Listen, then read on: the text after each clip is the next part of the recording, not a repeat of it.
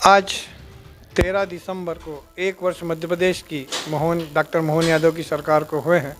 उसके निमित्त हमारी सरकार ने कई जन कल्याणकारी योजनाएं जो पूर्व में भारतीय जनता पार्टी की सरकार चला रही थी उनको आगे बढ़ाया है।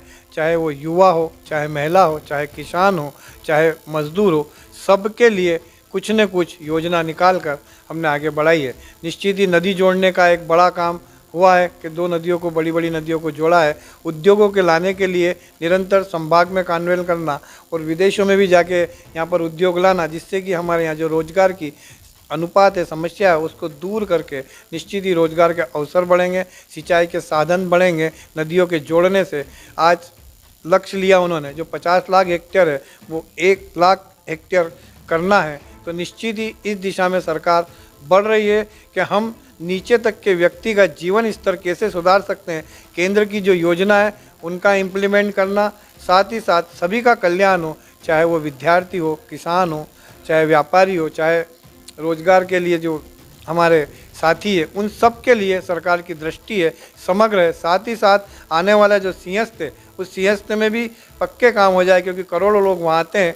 उस तरफ भी सरकार की दृष्टि है। साथ ही साथ हमारे जो राष्ट्रीय या हमारे धार्मिक पर्व है उनको अच्छे से मनाए जाए, सरकार और समाज साथ मिल के बनाए। इन सब कामों को लेके समरस भाव से सबका साथ, सबका विकास और सबके साथ के साथ सरकार बढ़ रही है।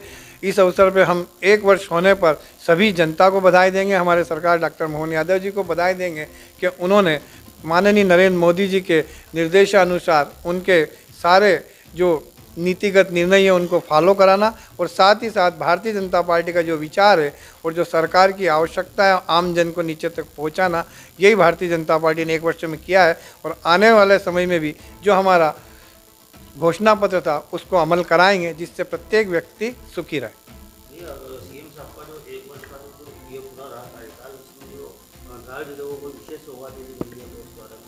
धार जिले में जो विशेष सौगात में तो जो हम सबको पता है कि रेलवे का है, एक तो विशेष सौगात है।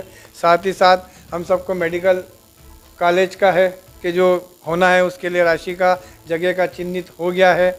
उसके अलावा हमारे यहाँ जो ये जो कॉलेज है इसको सीएम से पीएम करा है, उसके लिए फंड करा है।